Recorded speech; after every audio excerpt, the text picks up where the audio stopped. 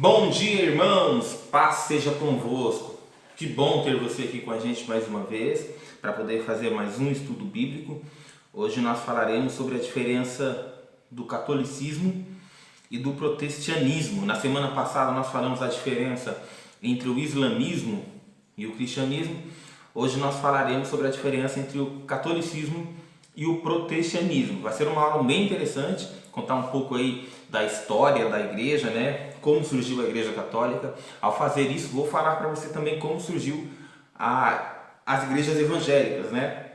As igrejas protestantes. Se você não viu o outro vídeo ainda, a outra aula, dá um pulo lá que é bem interessante, né? Bom, para começar, em primeiro lugar, irmãos, eu queria deixar bem claro que o mais importante de tudo, quando a gente vai falar de outra religião, né, de outros segmentos religiosos, é o respeito.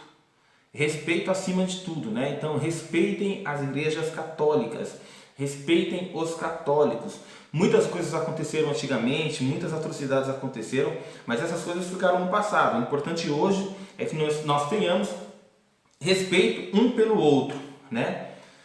A minha experiência com a igreja católica começou bem cedo, né? Eu sou criado de pai, mãe, irmãos, todos católicos. Fui batizado quando criança, fiz a crisma. A crisma é uma confirmação do batismo. Como assim? Quando a gente é batizado pequenininho na igreja católica, né, a gente não sabe o que está acontecendo. Você simplesmente é levado e apresentado. A crisma é uma confirmação do batismo, porque quando você é batizado, a responsabilidade tua, da sua vida cristã, está nos seus pais e nos seus padrinhos. Na crisma, você assume para você mesmo esse compromisso, né? Então eu fiz a crisma, fui crismado na igreja católica também. Fui coroinha ali na minha pré-adolescência, fui coroinha durante um ano e meio aproximadamente. E quando jovem participei também do grupo FUJAC, lá na igreja católica, né? Eram tempos bons, pessoas amigas, pessoas que eu tenho contato até hoje, pessoas boas, né? Então assim, a intenção não é desmoralizar, né, ninguém fazendo as comparações. Ao contrário, como eu disse no outro vídeo, a intenção é fortalecer a nossa fé por contraste. Eu vou colocar aqui alguns pontos históricos, algumas coisas que aconteceram durante a história, e a partir daí você vai ver como nasceu a Igreja Católica Apostólica Romana, como nasceu as igrejas evangélicas, né, como nasceram, e a partir daí você tira as suas próprias conclusões. Daniel, eu sou obrigado a acreditar no que você está ensinando? Eu sou obrigado a acreditar no que você está falando? Não, de maneira nenhuma. Você não é obrigado. Aliás, eu gostaria de dizer que eu prefiro que você duvide. Porque se você duvidar, você vai correr atrás de pesquisar, você vai estudar um pouco melhor, né? E vai ter uma visão muito vasta de como que funcionou e de como que funciona o mundo religioso até os dias de hoje, né? Bom, vamos lá. Na verdade, a igreja ela sempre existiu, né? A igreja ela sempre existiu, mas ela começa a tomar forma itinerante a partir do Pentecostes. Vocês se lembram, está lá relatado em Atos 2, que no Pentecostes o Espírito do Senhor veio sobre os discípulos que estavam todos no cenáculo, né? Ali eles estavam em oração, buscando o Espírito Santo, e quando esse Espírito desce sobre eles, eles ganham poder, ganham força e saem de lá falando das coisas de Deus, e começa a igreja primitiva naquele momento, exatamente naquele dia de Pentecostes, tá? Naquela época é importante entender também, irmãos, que eles não tinham essa Bíblia assim, ó, aqui, igual a gente tem não, ó, Bíblia toda separadinha, capítulo, né, livro, versículo, tudo bonitinho. Eles não tinham não, eles liam o Antigo Testamento, a Torá, né, o Pentateuco lá, escrito por Moisés, enfim. Mas eles tinham um certo conhecimento, é lógico que era por pergaminhos. Eles não tinham todo mundo a Bíblia, né? Eles não tinham as escrituras à vontade assim, né? Mas eles conheciam, porque algumas pessoas ensinavam, porque eles tinham às vezes a oportunidade de ler, e quem sabia ler, que não era todos, acabavam lendo. Então vou te dar um exemplo de como eles conheciam. Quando João Batista começou a pregar no deserto, ele começou a pregar a pregação de Isaías, tá bom? Então ele conhecia as profecias de Isaías, né? Quando Jesus leu na sinagoga, ele leu também Isaías. Quando Pedro pregou nesse Pentecostes aí que eu acabei de falar, ele pregou o que o profeta Joel falou. Quando o povo pensou que eles estavam bêbados, ele falou: nós não estamos bêbados não, né? Está se cumprindo a profecia do profeta Joel, né? Que naqueles dias você conhece muito bem. Nesse dia, 3.000 almas foram salvas, 3.000 pessoas foram convertidas. Mas assim, eles conheciam o Antigo Testamento, né? O Novo Testamento só começou a ser escrito anos mais tarde, bem mais tarde, né? Com o primeiro livro aos Tessalonicenses, que foi uma epístola de Paulo. No entanto, o apóstolo Paulo não tinha a mínima noção que as suas cartas serviriam para fazer parte do cano bíblico, né? De maneira nenhuma Paulo tinha essa noção. Ele escrevia as suas cartas pastorais, ou para a igreja, ou para amigo, para corrigir alguns problemas, para dar algumas orientações. Jamais ele pensava que um dia as minhas cartas vão servir para um cânon bíblico, né? Bom, de toda forma, a partir de Pentecostes ali, com todos os açoites, todas as perseguições, todos os martírios, né? Perseguições religiosas, perseguições políticas, enfim, a igreja de Deus começou a crescer, ficou firme e crescia cada vez mais, né? De casa em casa, de cidade em cidade, né? Porque ela era sustentada pelo nosso Senhor Jesus Cristo, e por isso a igreja, apesar de tudo, ela continuava crescendo, ela começava a crescer a partir dali, né? Mas a perseguição era muito forte, irmão. Hoje em dia você pensa que perseguição é alguém falar mal de você. Isso daí nem se compara às perseguições que aconteceram naquela época, né? Você pensa que perseguição é alguém te olhar torto. Imagina, para você ter uma ideia, no ano de 64, vocês conhecem muito bem essa história, Roma foi incendiada, né? Quando cai uma pergunta de concurso público para você, quem incendiou Roma, pode ter certeza, coloca lá, foi Nero, né? Nero incendiou Roma. Por quê? Porque Nero queria uma Roma melhor. Nero queria uma Roma mais bonita, né? Mais moderna. Então Nero incendeia Roma, né? Roma tinha 14 bairros. Dos 14 bairros que Roma tinha, 10 bairros foram totalmente devastados. 10 bairros ficaram em cinzas, não sobrou nada. Dos 4 bairros que sobraram, esses 4 bairros eram densamente povoados por cristãos e judeus. Isso criou para Nero, que já perseguia o povo de Deus, que já perseguia os crentes, criou um álibi grande para Nero de colocar a culpa desses incêndios nos cristãos e nos judeus. Por quê? Como que pode? Roma inteira pega fogo e só sobra os crentes, só sobra os cristãos, só sobra os judeus. Não tem como, foram eles. A perseguição, que já era forte naquele tempo, se torna um negócio absurdo, porque os romanos começam a crucificar, os romanos começavam a incendiar os crentes em praça pública, nas ruas, né? A história vai falar que faltou madeira, presta atenção, faltou madeira para crucificar crente. Crentes eram enrolados em peles de animais e eram jogados óleos nos seus corpos e eram colocado fogo na rua para incendiar as noites romanas. Isso sim é perseguição, né? Mas a igreja ainda assim não recuou, a igreja continuou crescendo. Depois da morte dos apóstolos, dos discípulos de Cristo, vieram os pais apostólicos. Quem são esses pais apostólicos? Eram pessoas que não andaram com Cristo, não conheciam Cristo pessoalmente. No entanto, eles andaram com os apóstolos e aprenderam sobre as coisas de Cristo com os apóstolos. E a perseguição continuava, contra a igreja. Esses pais apostólicos sofreram demais também. Mas aparentemente, eu digo aparentemente, você vai entender por quê. No ano de 330, surge um imperador com o nome de Constantino. Ele dá uma certa aliviada na perseguição. Ele dá uma simpatizada com o povo cristão. Ele dá uma simpatizada com o povo de Deus e começa a diminuir a perseguição. No ano 380, o imperador Teodósio torna o cristianismo a religião oficial de Roma. Nasce ali a Igreja Católica Apostólica Romana, né? Igreja católica, porque católica significa mundial ou universal. Então era uma igreja para todos, uma igreja universal. Apostólica, por conta dos apóstolos. E romana, porque a partir dali seria a igreja oficial de Roma. Aparentemente era uma coisa boa, agora não tem mais perseguição, agora ao contrário, nós éramos perseguidos, agora somos protegidos. No entanto, não foi exatamente isso que aconteceu. Por quê?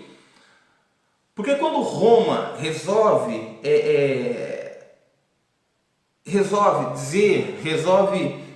constituir o catolicismo, né, o cristianismo como a sua religião oficial, começou a ter abertura nas igrejas para qualquer tipo de pessoa, para todo tipo de pessoa. Eu digo qualquer não no sentido discriminatório, né? Mas as pessoas antigamente que eram cristãos, que se convertiam realmente por amor, se convertiam realmente porque encontrava Cristo. Quando o imperador torna a religião oficial de Roma, as pessoas começam a ir para a igreja, a dizer que é cristão, a dizer que era católico por conveniência. Na verdade não tinha conversão, era simplesmente por conveniência. Bom, eu sou de Roma, agora a igreja oficial, a religião oficial de Roma é o cristianismo, e é um cristianismo católico, apostólico, então eu também sou e pronto, né? Irmãos, agora eu vou fazer só uma análise para você, e isso se reflete até os dias de hoje. Vou provar. Na igreja católica existem dois tipos de católicos. São os praticantes e os não praticantes. Como que são os praticantes? São aqueles que vão para a igreja 1 ou 2 dias por semana, participam das festividades, são dizimistas, né? Confessam, fazem tudo direitinho. Esses aí são praticantes, são os praticantes. Quem são os não praticantes? Os não praticantes são aquelas pessoas que são católicos por conveniência, na verdade. Igual esse povo aí. Não vai na igreja, não busca, não reza, não participa de novena, não dizima, não se confessa, mas porque foi batizado na igreja católica quando pequeno, talvez fez a primeira comunhão na igreja católica. Quando se pergunta qual a sua religião, ele diz: eu sou católico, mas não praticante, né? Então é meio por conveniência, talvez. Então se reflete até os dias de hoje isso daí. Bom, para facilitar os ensinos aos fiéis, a Igreja Católica começa a introduzir imagens, né, de pessoas importantes da Escritura. Isso ali no sexto século, pelo Papa Gregório Magno, né? Eles começam a introduzir isso daí. Bom, o que acontece? Não demorou muito tempo. As pessoas começaram a se ajoelhar diante das imagens, começaram a adorar as imagens, né? A crer que aquelas imagens tinham um certo poder, né? E ali começa a tal que a gente conhece, a tal idolatria da Igreja Católica aos santos, mas aí a gente vai falar isso daí lá no final, tá bom? Aí o que acontece? Vamos lá, voltar um pouquinho aqui. Em Éfeso, no concílio de Éfeso, em 431, Maria é declarada a mãe de Deus, né? Declarada a mãe de Deus. Respaldo bíblico não tem, né? Só que a Igreja Católica funciona da seguinte maneira: eles creem na Bíblia, a Igreja Católica crê na Bíblia, né? Crê no que o Papa fala, né? Crê também no magistério, né? Nas suas tradições, eles creem também. Então a Bíblia não é só a Bíblia que coordena. Se o Papa falar alguma coisa, aquela coisa é verdade, né?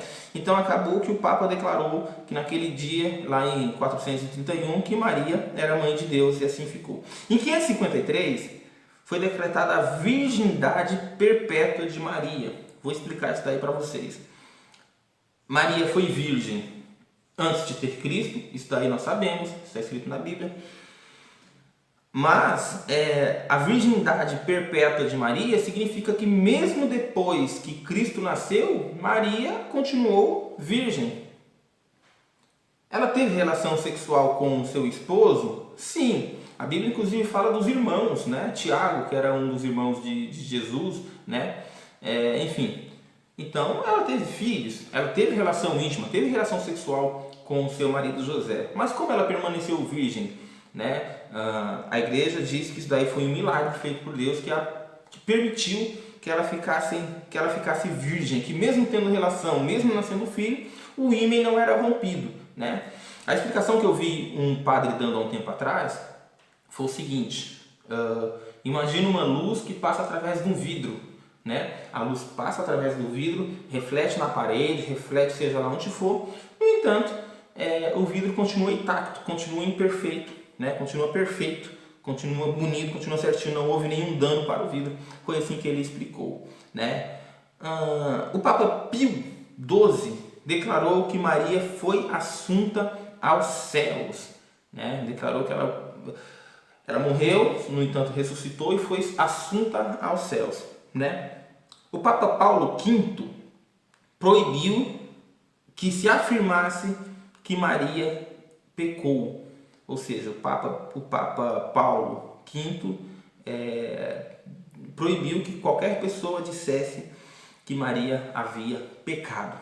Isso daí são dogmas, são doutrinas da Igreja Católica, só para você conhecer um pouco melhor. Quem é católico, no caso praticante, ou alguém que estuda um pouco mais da Igreja Católica, sabe que essas coisas que eu estou falando aqui realmente aconteceram, né? Tanto que essas coisas são veneradas, né? São apoiadas até o dia de hoje. Bom, em 1054, a Igreja Católica sofre o seu primeiro cisma. A sua primeira separação acontece em 1054. Por quê? O bispo de Roma, né? O bispo de Roma, ele quis se intitular o Papa de todas as igrejas, né?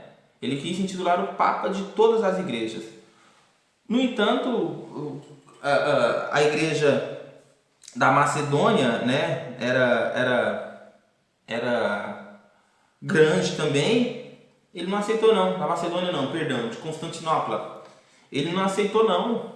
Ele falou, não é assim que funciona não. Você quer ser o Papa, seja o Papa aí em Roma, eu vou ser o Papa aqui e os outros bispos que mandam em cada um do seu território. Não, mas por ele estar em Roma, que era o poder imperial daquele tempo, ele queria se intitular o Papa de todas as igrejas. É claro que o outro Papa, né, de Constantinopla não aceitou, né? E assim um excomungou o outro, ou seja, o Papa de lá excomungou o Papa de cá e ficaram sem ter relações nesse período. Isso aí foi em 1054, mas eles voltaram, né, a se relacionar assim religiosamente em 1965, tá? No século XV, irmãos, aí começa aqui a história das igrejas evangélicas. No século XV, ingressa na igreja, na ordem agustiniana, um homem chamado Martinho Lutero, né? Um monge formado em direito, né? Lutero ele tinha muitas dúvidas. Lutero ele discordava de muita coisa que estava acontecendo na igreja, né? Lutero não entendia como que um Deus justo, um Deus bom, um Deus misericordioso podia amar alguém como nós, um homem tão pecador, um homem tão falho, um homem tão miserável. Lutero ele não conseguia entender isso daí, né? Lutero também ele não era muito a favor da adoração, das intercessões aos santos, né? Ele entendia que Cristo era o suficiente para que nós pudéssemos chegar até Deus, né? Ele não era muito a favor também da venda de indulgência, né? Ele não era muito a favor, só que teve um determinado período que ele ficou exatamente contrário. Quando foi esse período? Em 1517, né? Em 1517 o Papa Leão resolveu vender indulgências para construir a Catedral de São Pedro, lá em Roma. Quando Martinho Lutero, que estava na Alemanha, ficou sabendo disso, Martinho Lutero se revoltou de vez, né? Deixa eu tomar um pouco d'água aqui. Martinho Lutero, ele se revolta de vez. Ele fala, não, isso não existe, não tem como, não tem lógica, né? A venda de indulgências para ir para o céu, né? E a troco do quê? A troco de construir uma catedral ainda. Deixa eu explicar para vocês o que era a venda de indulgências, o que é até hoje indulgências, né? Nós que somos evangélicos, nós não temos a gente não confessa para o pastor. Nós não confessamos para pastor, não confessamos para bispo, nem para nada, né? Nós confessamos para Deus os nossos pecados e não para homem. Mas na Igreja Católica tem a prática de confissão para o padre, né? Para perdão dos seus pecados. O padre vai perdoar o pecado da pessoa, vai perdoar o pecado do fiel. No entanto, tem um detalhe aí. O padre perdoou o pecado, só que as consequências do pecado aqui na terra ainda continuam existindo. Como assim? Vamos lá. Supondo que um cidadão foi e brigou na rua. Ele brigou na rua com outro cidadão. E aí ele bateu um cidadão, machucou o camarada, fez o que fez, ele vai confessar para o padre. O pecado por ter brigado está perdoado. No entanto, a consequência por esse pecado ainda tem que ser pago, né? Ainda tem que ser pago. Então, dependendo do tamanho do pecado, o que o padre fala? Para você ou rezar Pai Nosso, ou rezar Ave Maria, ou talvez sentar no fundo da igreja por um período de tempo, fazer caridade. Bom, muitas coisas pode fazer. Isso daí vai depender do tamanho do pecado, né? Isso daí é a penitência. Onde que entra a indulgência? Algumas penitências, irmãos, são muito longas. Se o camarada for um pecador terrível, pecou demais, a indulgência é muito longa, pode durar anos. O problema é se a pessoa morrer e não cumprir a penitência. O que acontece? Ele vai ir para o inferno? Não. Por quê? Porque ele pediu perdão dos pecados. Ele vai para o céu? Não, porque as consequências do pecado dele ainda estão aqui na terra. Então, para onde ele vai? Na doutrina católica, ele vai para o purgatório, né? Ele tem que purgar o pecado lá no purgatório. No entanto, ele não consegue fazer a penitência lá no purgatório. Então, é necessário que alguém faça essa penitência para ele aqui na terra. De que maneira? Através de pagamento de indulgência. Hoje eu posso talvez falar que esse pagamento de indulgência é a missa de sétimo dia, né? Fazer uma sequência de reza na casa do falecido. Para quê? Para que essa indulgência que essa pessoa deixou, essa penitência que essa pessoa deixou pendente, seja pago, e depois de pagar essa penitência no purgatório, ou seja, pela pessoa que está lá no purgatório, ou seja, pelos familiares que estão aqui na terra, essa pessoa possa ir para o céu, né? Onde estava o problema? O problema é que o coração do homem é complicado, né? As pessoas estavam começando a comprar indulgência antecipadamente. Por exemplo, o rapaz era cheio de dinheiro, era rico, e ele ia trair a mulher no outro dia. Então ele chegava no padre e falava: olha, eu estou pensando em trair minha mulher amanhã, eu acho que eu vou trair ela amanhã. Quanto que eu tenho que pagar de indulgência? Né? E aí o padre dava o valor da indulgência, dava o que tinha que ser feito, né? Ele colocava o dinheiro lá, né? E se por um acaso acontecesse alguma coisa, o pecado dele estava pago. Era assim que funcionava, né? Mas quando Martinho Lutero ficou sabendo disso daí, ele se revoltou na hora, né? Bom, as reivindicações de Martinho Lutero começaram a dividir a igreja, né? Tinha muita gente apoiando Martinho Lutero, muita gente, né? Mas os principais da igreja não estavam muito a favor das teses de Martinho Lutero, não, né? Resultado, Martinho Lutero começou a ser perseguido.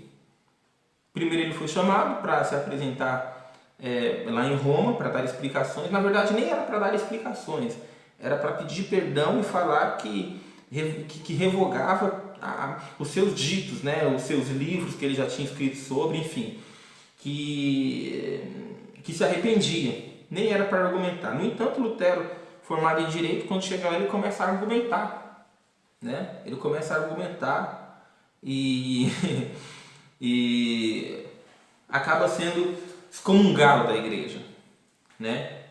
E aí começa a ordem luterana, né? Aí começa em 1517, no dia 31 de outubro de 1517, começa a ordem luterana, né?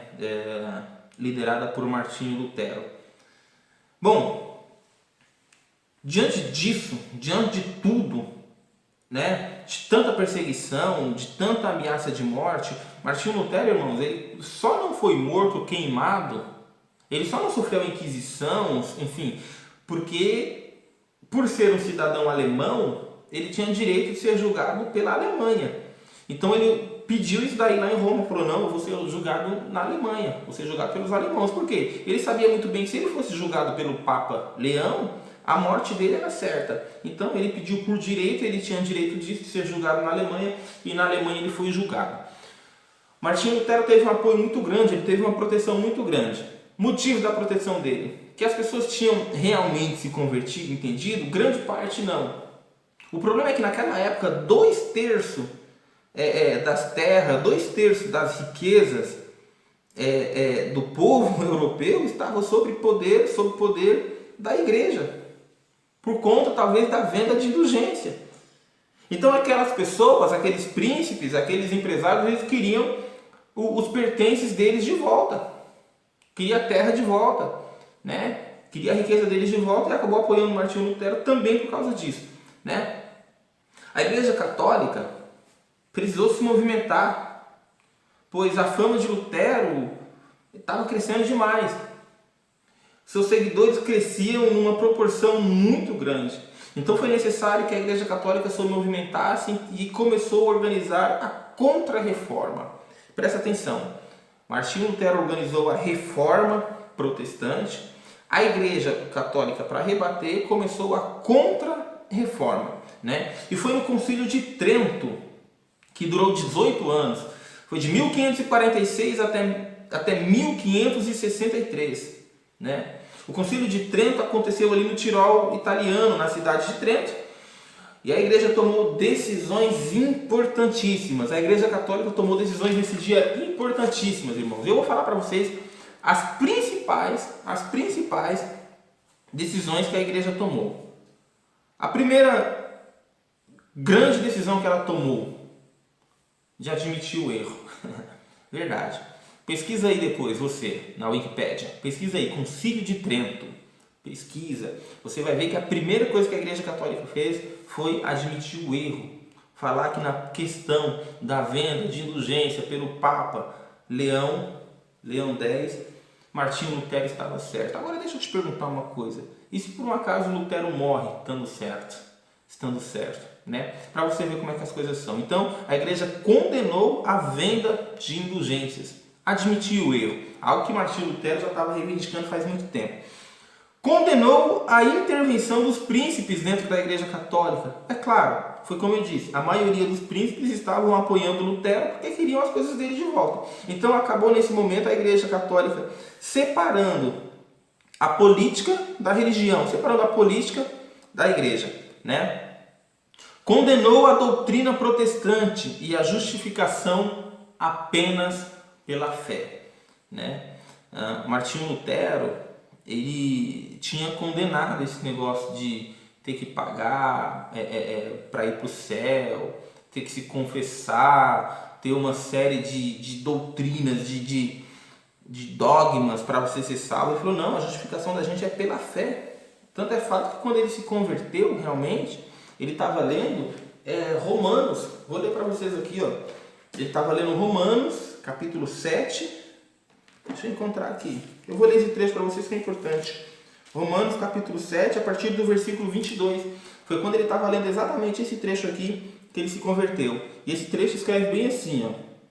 Porque segundo o homem interior tenho prazer na lei de Deus. Ou seja, Paulo está falando aqui que o homem de dentro, a alma, tem prazer nas coisas de Deus.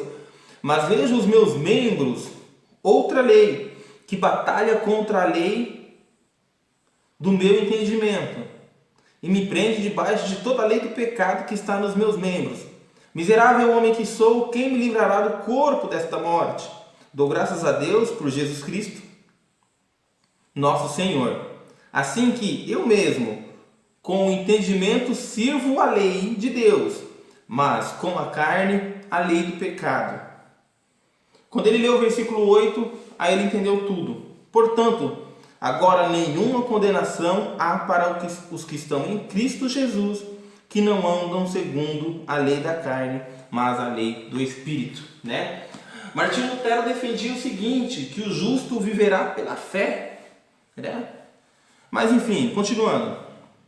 A Igreja Católica confirmou o culto aos santos, a Maria e às relíquias. Os santos, vocês sabem quem que é? São pessoas que foram importantes, né? O apóstolo Pedro, o apóstolo Paulo, enfim, São José Operário, que é o pai de Jesus, e assim vai, né? As relíquias, o que são as relíquias? As relíquias são objetos ou partes do corpo de uma dessas pessoas que são encontradas. Supondo que nós encontremos, que a Igreja Católica encontre uma roupa e fique provado que essa roupa era do apóstolo Paulo, se torna uma relíquia, né? Ou um livro que foi do apóstolo Paulo, se torna uma relíquia.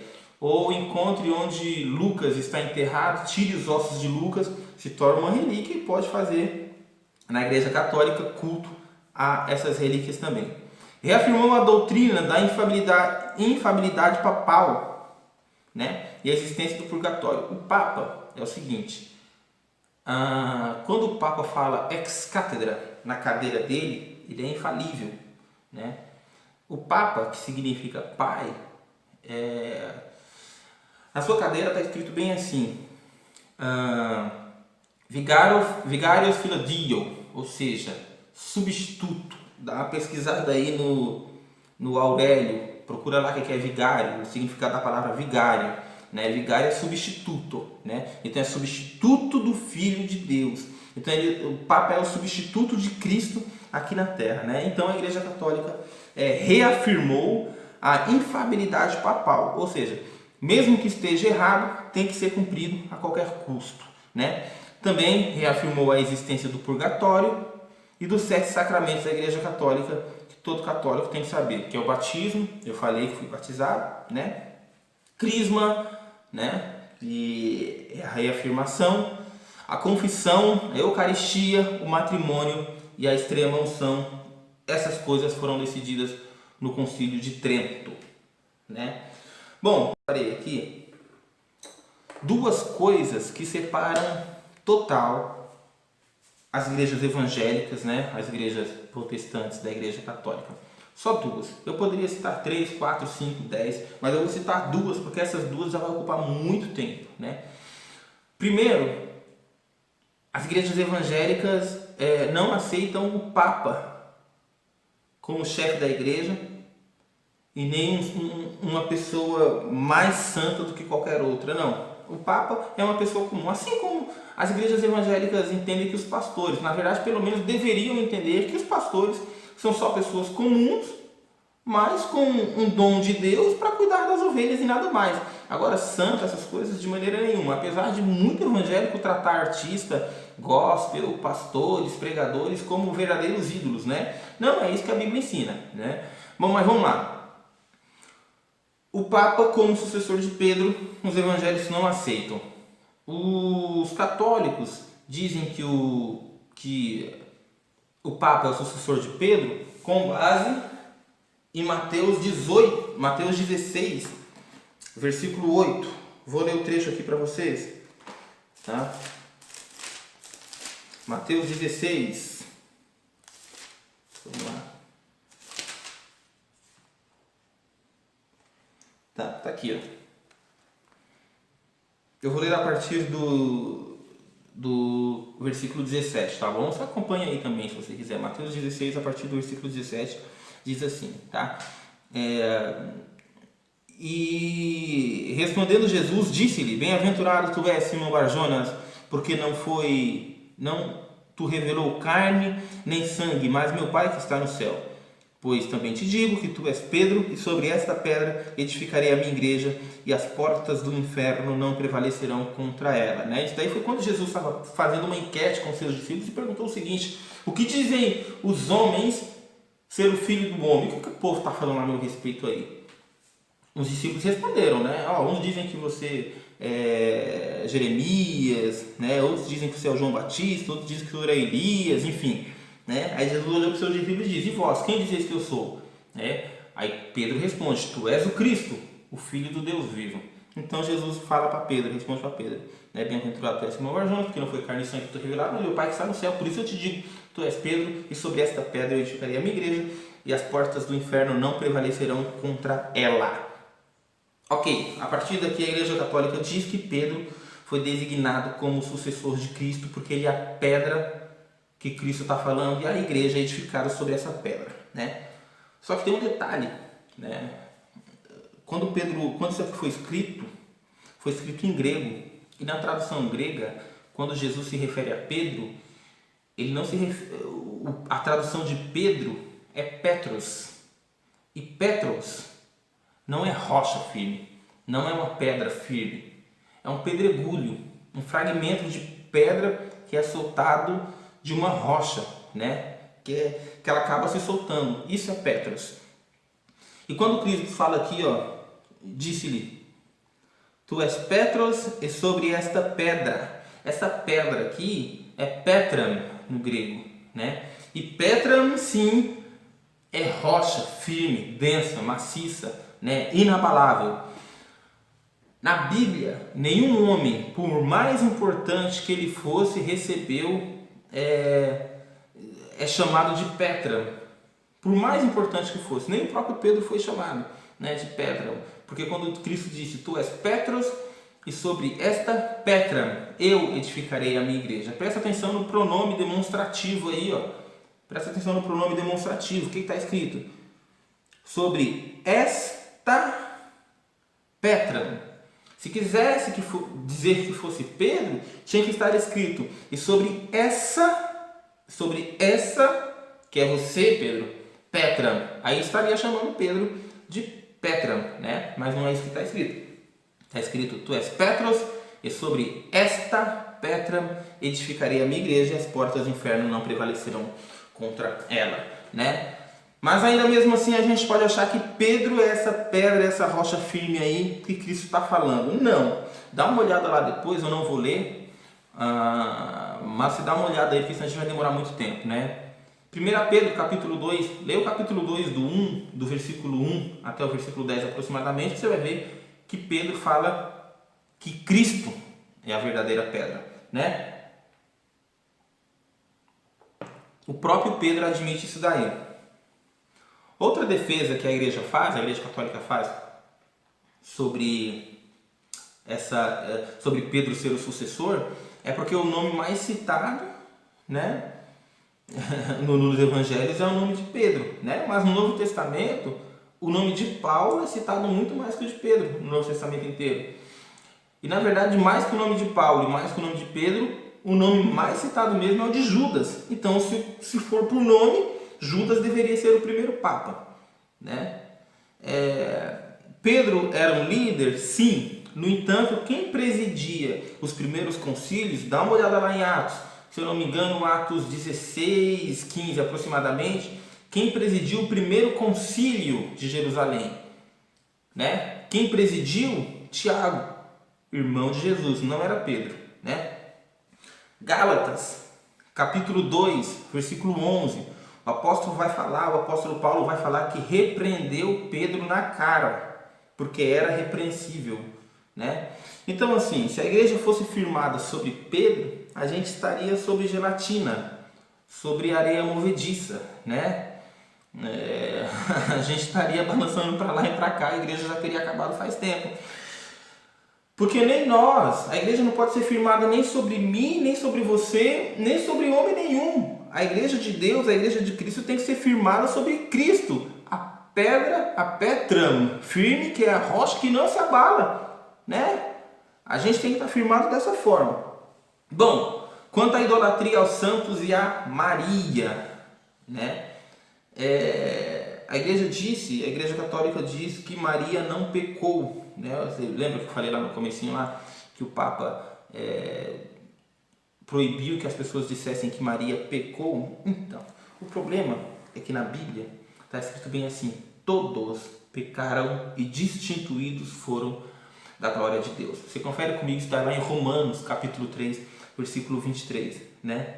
Bom, se houvesse a possibilidade de alguém, qualquer pessoa, não pecar, alguém ser perfeito, não haveria necessidade de Cristo morrer.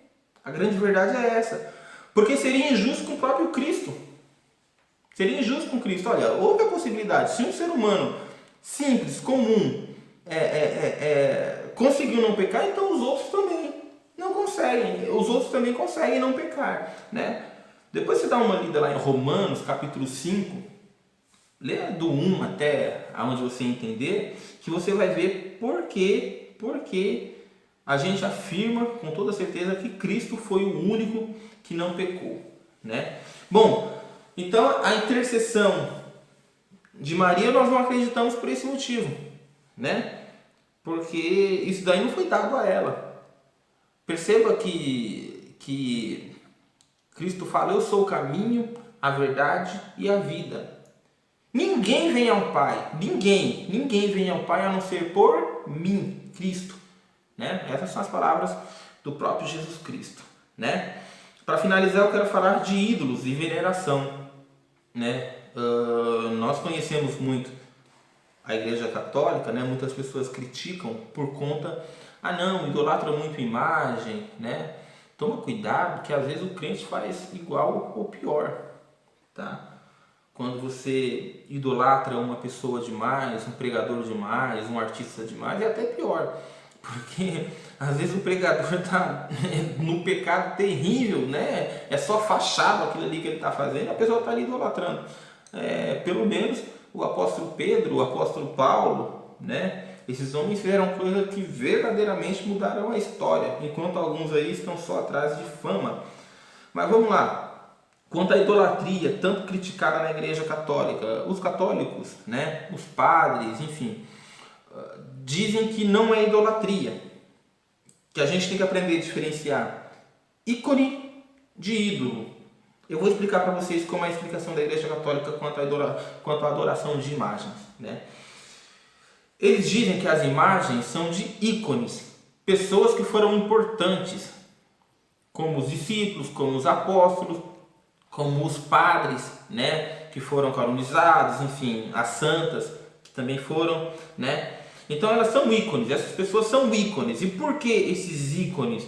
Para que você possa se espelhar na pessoa e ter uma vida parecida, ter uma vida igual. Isso daí na verdade acaba sendo bíblico, né? Porque Paulo fala: sede pois meus imitadores como eu fui de Cristo, né? Fala: me imita, porque eu imitei Cristo, vocês me imitando, vocês estão imitando Cristo também. Paulo diz isso daí, né?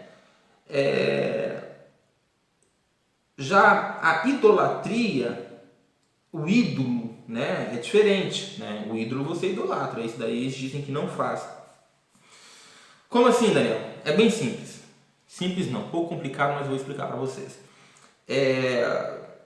Quando eles se prostam diante de uma imagem, né, teoricamente, claro, é diferenciado o nível de importância de cada imagem, né, de cada personagem, de cada do que aquela pessoa representou, do que aquele ícone e não o ídolo representou, segundo o catolicismo. Por exemplo, você vai lá em Santo Antônio, você vai lá na imagem de Santo Antônio, você vai ajoelhar e vai rezar, você vai praticar uma dulia, eles chamam de dulia. São 3 terminologias gregas: dulia, hiperdulia e idolatria. Dulia, hiperdulia e idolatria. Então quando você vai lá no Santo Antônio, eu quero casar, o santo casamento dele é Santo Antônio, né? Eu quero casar, não é uma coisa tão importante, né? Então você vai praticar uma dulia, né? Não hiperdulia de maneira nenhuma, nem idolatria, uma dulia, né? Quando chega em Maria, Maria sim, Maria é muito importante, porque Maria é a mãe de Deus, Maria é a mãe de Jesus, virgem, não pecou, enfim, todas essas coisas que a Igreja Católica considera, os católicos consideram, para ela sim, uma hiperdulia, que é algo mais elevado, né? Algo mais importante, alguém muito mais importante. E para Jesus Cristo, para a imagem de Jesus Cristo, para a imagem de Deus, assim, aí sim, a idolatria, idolatra Deus, né? Isso daí é a separação que é feita. No entanto, deixa eu perguntar uma coisa para vocês, que são evangélicos. Vocês já tinham ouvido falar disso? Aposto que não. Deixa eu perguntar uma coisa para vocês que são católicos. Vocês já tinham ouvido falar disso também? Eu aposto que não. Então, na verdade, quando se ajoelha ali, as pessoas, na verdade, não diferenciam. Simplesmente se ajoelham e adoram, né? Bom, uma outra diferença está ali no livro da catequese. Se você está assistindo aí, tem o livro da catequese na sua casa ainda, eu estava com o livro da catequese hoje, né? Eu tinha pego da minha mãe emprestado, eu estava com o livro da catequese assim, eu estava lendo os 10 mandamentos, e logo no primeiro mandamento eu encontrei alguma coisa que faz muita diferença. Vou falar para você. Está escrito lá na página 21, né? É o ponto 79. É o ponto 79 da página 21 do livrinho. Aquele pequenininho verdinho da catequese, quem está se preparando para fazer a primeira comunhão aí deve ter em casa. Está escrito bem assim, logo nos 10 mandamentos. Amar a Deus sobre todas as coisas. É o primeiro dos mandamentos.